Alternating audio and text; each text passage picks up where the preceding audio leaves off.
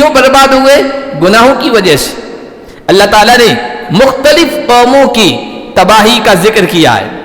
قارون تباہ ہوا دولت کے باوجود، فرعون تباہ ہوا حکومت کے باوجود، قوم عاد تباہ ہوئی طاقت کے باوجود، قوم ثمود تباہ کر دی گئی ہر فن میں مولا ہونے کے باوجود، فن نقاشی میں، تعمیر میں۔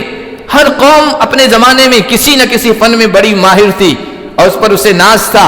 اللہ نے ان کا تذکرہ کیا ہے سورہ عنکبوت میں 20ویں پارے کے بالکل لاسٹ میں جو رکوع ہے اس میں اللہ تعالیٰ نے تذکرہ وقارون وفرعون وہامان وعادا وثمودا سب قوموں کا تذکرہ کیا ہے، اور پھر اخیر میں کہا فَكُلًّا أَخَذْنَا بِذَنبِهِ فَكُلًّا أَخَذْنَا بِذَنبِهِ، ان میں سے ہر ایک کو ان کے جرم کی وجہ سے اور ان کے گناہ کی وجہ سے ہم نے پکڑا۔ وَمِنْهُمْ مَنْ أَرْسَلْنَا عَلَيْهِ حَاصِبًا أَمَّا بَعْدُ اعوذ باللہ من الشیطان الرجیم بسم اللہ الرحمن الرحیم الم یروا کم اہلکنا من قبلہم من قرن مکناہم فی الارض ما لم نمکن لکم وارسلنا السماء علیہم مدرارا وجعلنا الانہار تجری من تحتہم فاہلکناہم بذنوبہم وانشأنا من بعدهم قرنا آخرین وإن النبي صلى الله عليه وسلم قال كل أمتي معافى إلا المجاهرون وإن من المجانة أن يعمل الرجل عملا بالليل ثم يصبح وقد ستره الله عنه فيقول يا فلان عملت البارحة كذا وكذا وقد بات الله عز وجل يستره ويصبح فيكشف ستر الله عنه او كما قال النبي صلی اللہ علیہ وسلم۔ محترم بزرگوں، عزیز دینی بھائیوں، اللہ تعالیٰ نے اپنے بندوں کو یہ حکم دیا ہے کہ وہ اس کی ذات پر ایمان لائیں، اس کے احکام پر عمل کریں، اس کے امر کے سامنے، حکم کے سامنے اپنے سر کو جھکا دیں، اس کے فیصلوں پر راضی رہیں، حکم دی ہوئی چیزوں پر عمل کریں، منع کردہ چیزوں سے بچیں۔ اگر وہ ایسا کریں گے تو اللہ تعالیٰ کی طرف سے یہ وعدہ ہے کہ میں انہیں مضبوط کروں گا، زمین میں طاقت اور قوت عطا کروں گا۔ وعد اللہ الذین آمنوا منکم وعملوا الصالحات، اللہ نے وعدہ فرمایا ہے ان لوگوں سے جو تم میں سے ایمان لے آئے اور ایمان کے تقاضوں پر عمل کیا، وعملوا الصالحات، نیک اعمال کیے، نیک کام کیے۔ لَيُمَكِّنَنَّ لَهُمْ دِينَهُمُ الَّذِي ارْتَضَىٰ لَهُمْ وَلَيُبَدِّلَنَّهُمْ مِنْ بَعْدِ خَوْفِهِمْ أَمْنًا لَيَسْتَخْلِفَنَّهُمْ فِي الْأَرْضِ، پہلا وعدہ کہ زمین میں انہیں خلافت عطا کروں گا، حکومت عطا کروں گا، جیسے کہ پہلے فرمانبردار بندوں کو عطا کی۔ وَلَيُمَكِّنَنَّ لَهُمْ دِينَهُمُ الَّذِي ارْتَضَىٰ لَهُمْ، دوسرا وعدہ فرمایا کہ جس دین کو تمہارے لیے پسند کیا ہے نا، اس دین کو میں مضبوطی عطا کروں گا۔ اور تیسرا وعدہ فرمایا وَلَيُبَدِّلَنَّهُمْ مِنْ بَعْدِ خَوْفِهِمْ أَمْنًا، اور جو خوف ہے، ڈر کا عالم ہے، اس ڈر اور خوف کے بدلے میں انہیں امن، چین اور سکون عطا کروں گا۔ اللہ تعالیٰ نے قرآن میں بیان فرمایا کہ امان، سکون، راحت، اطمینان، دنیا کی سکون بھری زندگی اور آخرت کی لامحدود کامیابی والی زندگی وہ صرف اس کے لیے ہے جو ذکر کرتا ہے، اللہ کو یاد رکھتا ہے، شاکر ہے، شکر گزار ہے، اللہ کی نعمتوں کا شکر ادا کرتا ہے، اللہ کا فرما بردار ہے، اور مستغفر ہے. مستغفر کا مطلب اپنے گناہوں سے رک جانے والا، باز آ جانے والا، اور اللہ سے مغفرت طلب کرنے والا، معافی چاہنے والا، بخشش چاہنے والا. سورہ انفال میں اللہ نے فرمایا وَمَا كَانَ اللَّهُ لِيُعَذِّبَهُمْ وَأَنْتَ فِيهِمْ وَمَا كَانَ اللَّهُ مُعَذِّبَهُمْ وَهُمْ يَسْتَغْفِرُونَ. اے نبی، جب تک آپ ان میں موجود ہیں اللہ ان کو عذاب میں گرفتار نہیں کرے گا. اسی لیے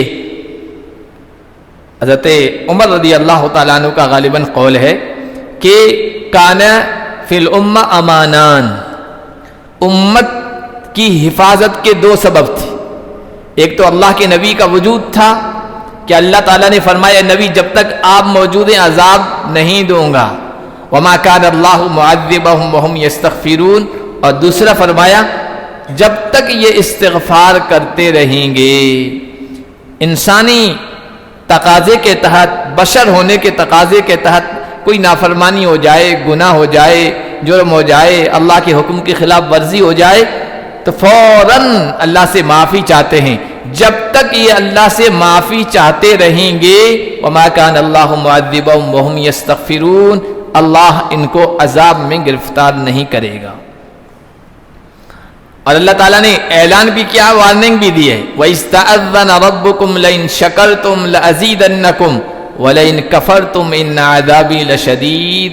اللہ تعالیٰ نے اعلان کر دیا ہے، بتلا دیا ہے لَئِن شَكَرْتُمْ لَأَزِيدَنَّكُمْ، شکر گزار بنو گے، فرما بردار بنو گے، اطاعت والی زندگی بسر کرو گے، اللہ کے حکموں کے مطابق اپنے آپ کو ڈھالو گے تو میں اور زیادہ دوں گا.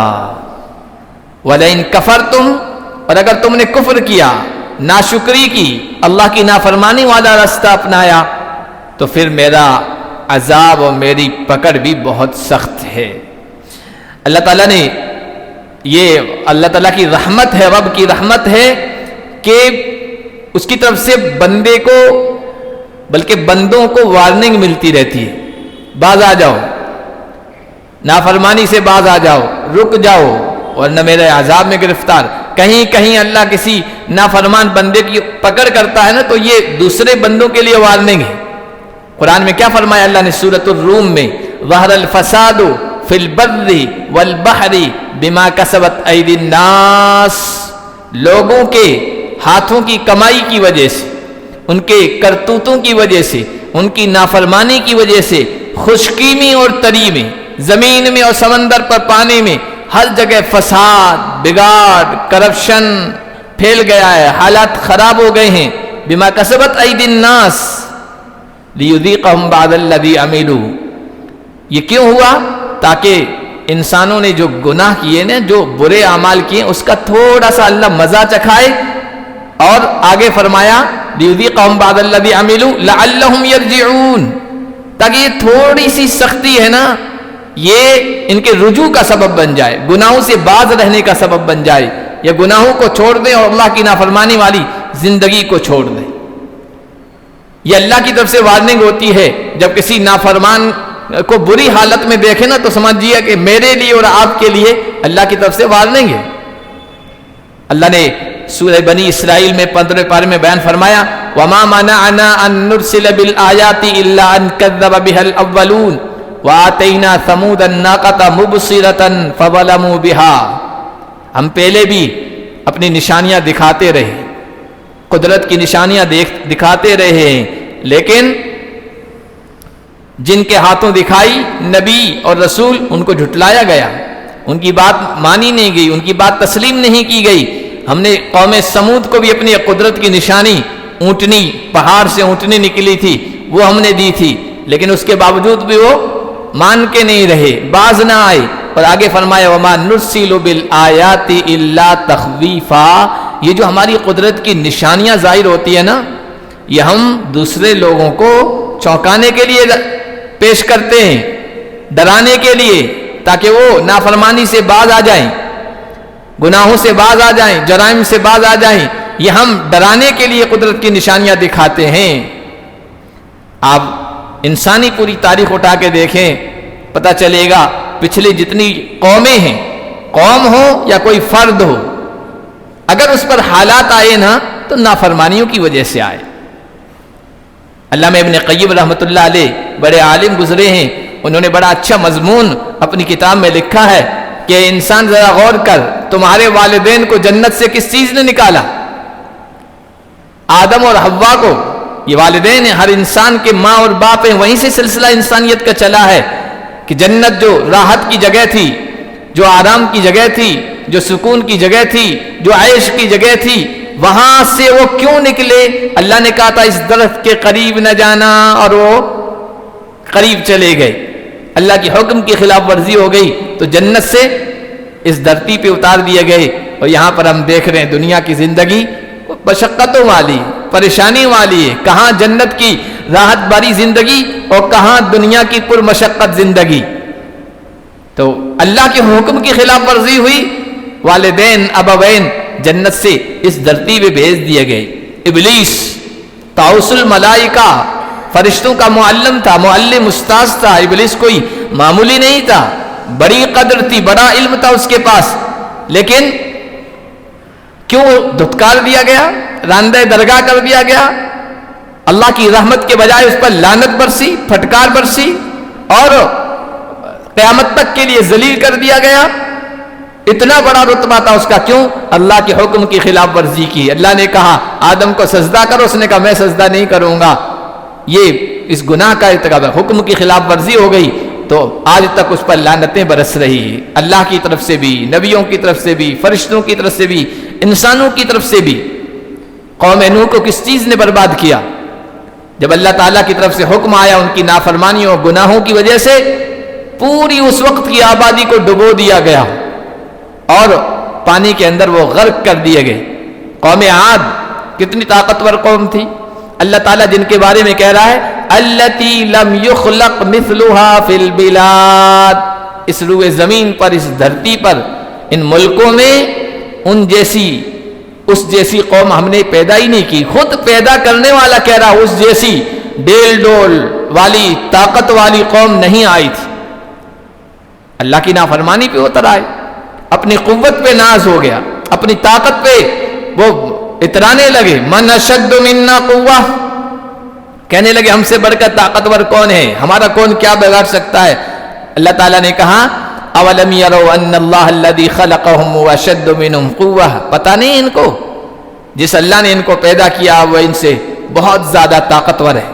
اور پھر اللہ نے اپنی طاقت دکھائی، ہوا کو حکم دیا، ہوا کو الریح الاقیم قرآن میں آیا، ایسی تند و تیز ہوا، وہ ڈیل ڈول والے بڑے قد کاٹھے والے لوگوں کو اٹھا اٹھا کے نیچے پٹکا ہے۔ تو قرآن وہ منظر کشی کرتا، پوری قوم تباہ کر دی گئی، کأنہم اعجاز نخل خاویہ، وہ اس طرح پڑے تھے جیسے کھجور کے لمبے تنے، کھوکھلے تنے پڑے ہونا، اس طرح وہ طاقتور قوم جو اس کو اپنی طاقت پہ نازتا پڑی ہوئی تھی، کیوں برباد ہوئے؟ گناہوں کی وجہ سے۔ اللہ تعالیٰ نے مختلف قوموں کی تباہی کا ذکر کیا ہے۔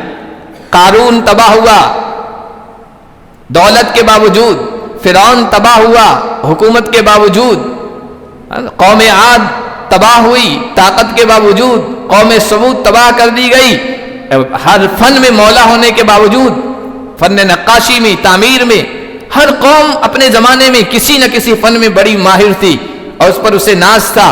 اللہ نے ان کا تذکرہ کیا ہے سورہ عنکبوت میں 20ویں پارے کے بالکل لاسٹ میں جو رکوع ہے، اس میں اللہ تعالیٰ نے تذکرہ وقارون وفرعون وہامان وعادا وثمودا، سب قوموں کا تذکرہ کیا ہے، اور پھر اخیر میں کہا فَكُلًّا أَخَذْنَا بِذَنبِهِ، فَكُلًّا أَخَذْنَا بِذَنبِهِ، ان میں سے ہر ایک کو ان کے جرم کی وجہ سے اور ان کے گناہ کی وجہ سے ہم نے پکڑا۔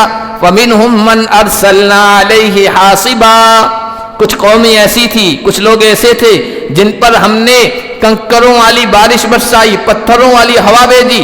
وَمِنْهُمْ مَنْ أَخَذَتْهُ الصَّيْحَةُ، کچھ قومیں ایسی تھی کہ جن کے اوپر اللہ کی طرف سے بہت زوردار چیخ آئی جس کی وجہ سے ان کے سینے جگر پھٹ گئے اور وہ ختم گئے۔ فَأَصْبَحُوا فِي دَارِهِمْ جَاثِمِينَ، اپنے گھروں میں اوندے پڑے رہ گئے۔ وَمِنْهُمْ مَنْ أَغْرَقْنَا، کچھ ایسے تھے جن کو ہم نے پانی کے اندر ڈبو دیا، قوم نوح کو. تو اللہ نے فرمایا کہ فَكُلًّا أَخَذْنَا بِذَنبِهِ. ان قوموں کی تاریخ پڑھو، ہسٹری پڑھو. انسان جب سے اس دھرتی پہ آباد ہیں، قومیں کی قومیں اس دنیا سے دنیا کے صفحے سے مٹا دی گئی، ختم کر دی گئی. کیوں؟ وجہ کیا تھی؟ کیا طاقت کی کمی تھی؟ کیا فن کی کمی تھی؟ کیا ترقی میں کمی تھی؟ کسی نہیں. ہر قوم بڑی ترقی یافتہ تھی. آج مشینریوں کے باوجود ہم اتنی مضبوط بلڈنگیں اور عجیب و غریب چیزیں نہیں بنا سکتے، اس وقت کے لوگوں نے بنا دی. جائیے مصر کے اہرام، پیرامڈ سے دیکھیے کتنے بڑے بڑے وزنی پتھر لا کر وہ پیرامڈ جو 7 عجوبوں میں سے، دنیا کے 7 عجوبوں میں سے ایک عجوبہ ہے، کس طرح بنے ہوئے ہیں. ایسا لگتا ہے اس وقت بھی آج کی طرح مشینری تھی، کوئی کرینیں تھی، اتنے وزنی پتھروں کو وہاں پر رکھ دیا گیا، تعمیر کر دیا گیا. ترقی یافتہ تھی. اپنے زمانے میں ہر قوم بڑی ترقی یافتہ تھی، لیکن اللہ کی نافرمانی کی، گناہوں میں مبتلا ہو گئے تو اللہ کہتے ہیں پھر ہم نے پکڑا. اور جب اللہ کی پکڑ آتی ہے نا تو پھر دنیا کی کوئی طاقتور قوم کیوں نہ ہو، کوئی انسان کتنا پاورفل کیوں نہ ہو، اس کی کوئی حیثیت نہیں رہتی. اسی لیے اللہ تعالیٰ نے کہا ان فی ذالک لآیۃ لمن خاف عذاب الآخرہ.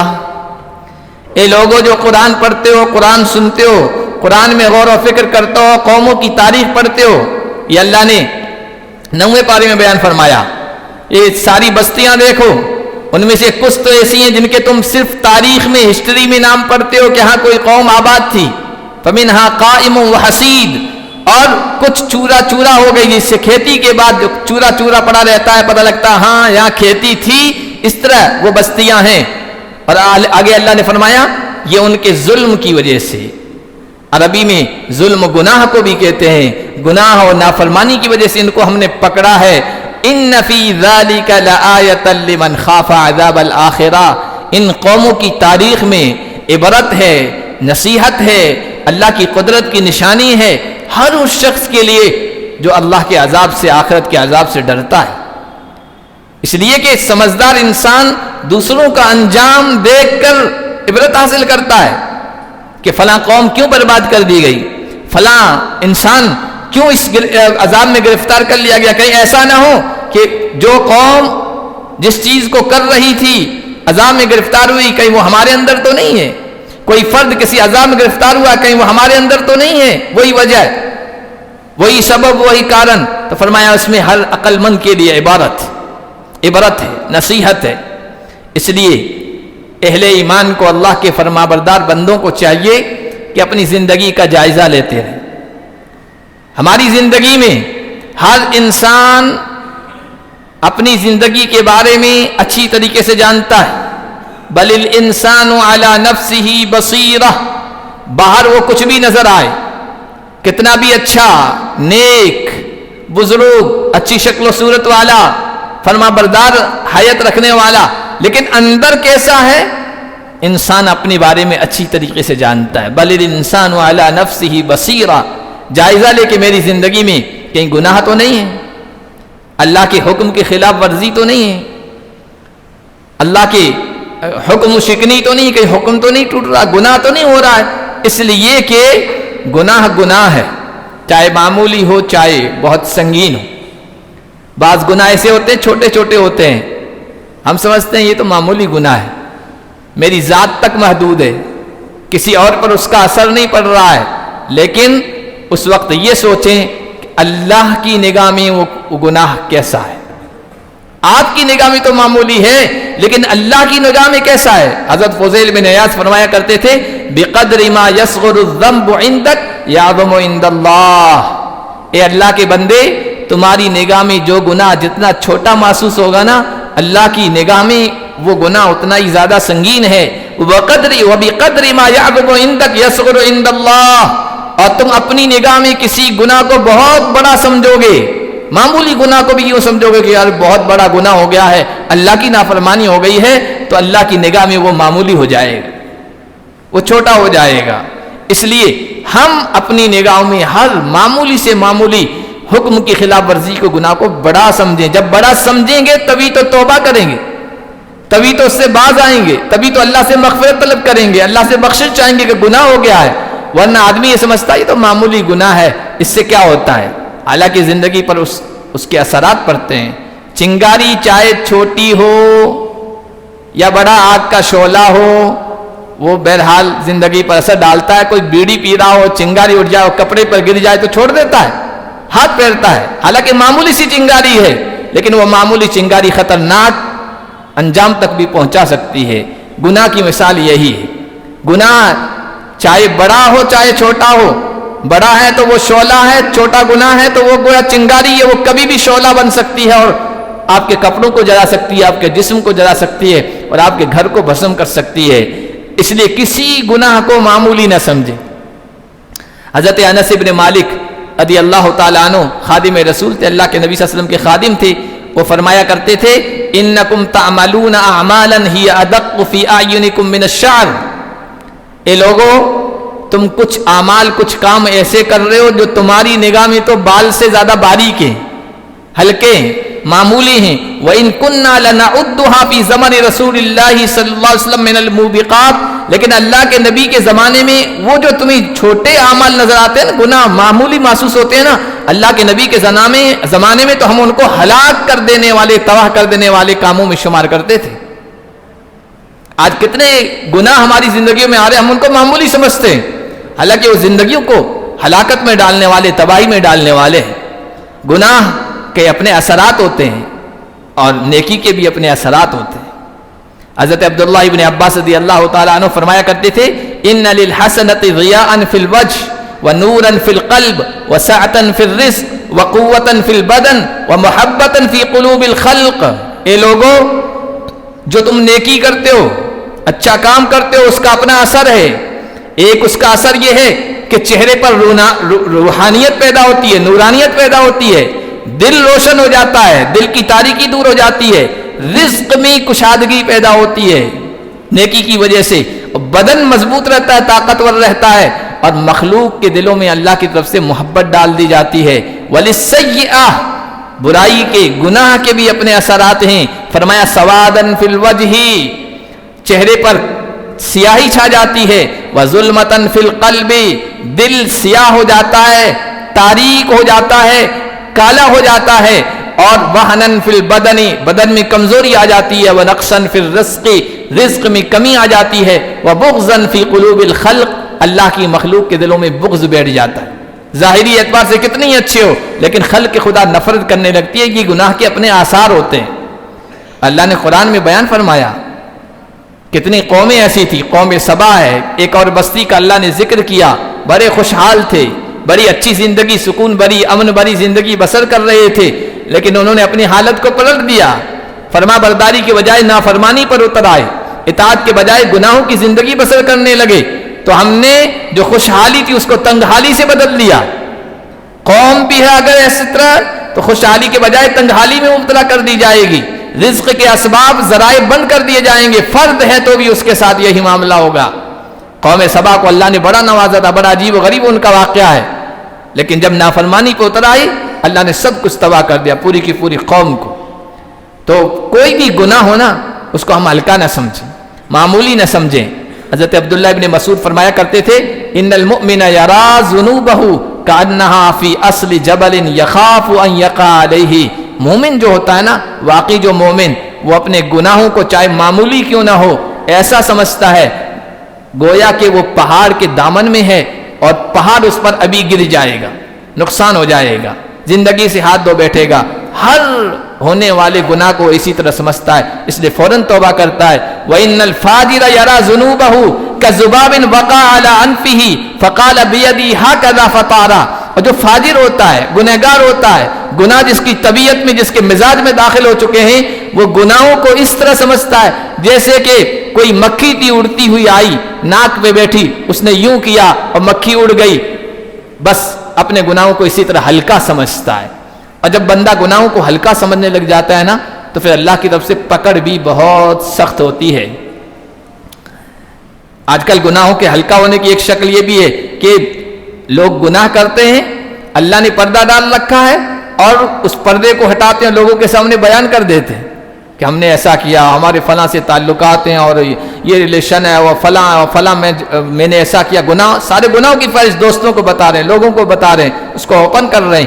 حضور علیہ الصلوۃ والسلام نے بیان فرمایا کل امتی معافن الا المجاہرون, اے لوگوں سن لو, میری امت کے سارے لوگوں کو اللہ معاف فرما دے گا مگر جو گناہ کر کے اللہ نے پردہ ڈال رکھا لیکن اس پردے کو وہ شق کر دیتے ہیں, پھاڑ دیتے ہیں اور لوگوں کے سامنے ان گناہوں کو بیان کرتے ہیں, وہ معاف نہیں ہوگا. ان من المجانۃ ان یعمل الرجل عملا باللیل ثم یصبح وقد سترہ اللہ علیہ, یہ انتہائی بے وقوفی, انتہائی بے شرمی, انتہائی گری ہوئی بات ہے کہ آدمی کوئی گناہ کرے رات میں, صبح اس حالت میں کی اللہ نے پردہ ڈال رکھا تھا, چھپا رکھا تھا, اور پھر صبح کرتا اٹھتا ہے اپنے دوستوں سے ملنے جلنے والوں سے کہتا ہے عملت البارحۃ کذا و کذا, رات میں نے یہ کیا, یہ گناہ کیا ہے. وقد بات اللہ عز وجل یسترہ, حالانکہ رات اس نے اس حال میں گزاری کسی کو اس کے گناہ کا جرم کا پتہ نہیں چلا, اللہ نے پردہ ڈال رکھا تھا. صبح کرتا ہے فیکشف ستر اللہ عنہ, اور اللہ نے جو پردہ ڈال رکھا تھا اس کو خود ہی چاک کر دیتا ہے, پھاڑ دیتا ہے اور گناہوں کو بیان کرتا رہتا ہے. اگر اس طرح کی زندگی ہے تو پھر اللہ کبھی نہ کبھی ذلت کی زندگی میں مبتلا کرے گا, اور اللہ کی طرف سے پکڑ اس دنیا میں بھی آتی ہے, آخرت کی پکڑ تو بہت سخت ہے. اس لیے اللہ تعالیٰ نے قرآن میں بیان فرمایا ہے گناہوں کی وجہ سے اللہ ذلیل کرتا ہے, اور جسے اللہ ذلیل کرنے پہ آئے پھر اسے کوئی عزت دینے والا نہیں. اسی لیے ہمارے اسلاف جو ہے نا وہ دعا کیا کرتے تھے, دعا کے کتنے پیارے الفاظ ہیں, کہا کرتے تھے اللہم اعزنی بطاعتک ولا تذلنی بمعصیت, اے اللہ اپنی اطاعت اور فرما برداری والی زندگی مجھے عطا کر کے مجھے عزت عطا کر, اور اپنی نافرمانی میں مبتلا کر کے مجھے ذلت میں گرفتار نہ کر. ہمیں بھی اگر یہ دعا یاد ہے عربی میں تو عربی میں مانگنا چاہیے, ورنہ اردو میں یہ دعا مانگنا, اے اللہ گناہوں والی ذلت والی زندگی سے ہمیں بچا لے اور ہمیں اس سے عافیت عطا فرما اور نیکی والی زندگی بسر کرنے کی توفیق عطا فرما. اللہ پاک ہم سب کو چاہے معمولی گناہ ہو چاہے بڑے گناہ ہو, ہر طرح کے گناہوں سے اور نافرمانی سے اور اللہ کے عذاب کو دعوت دینے والے تمام اعمال سے بچنے کی توفیق عطا فرمائے.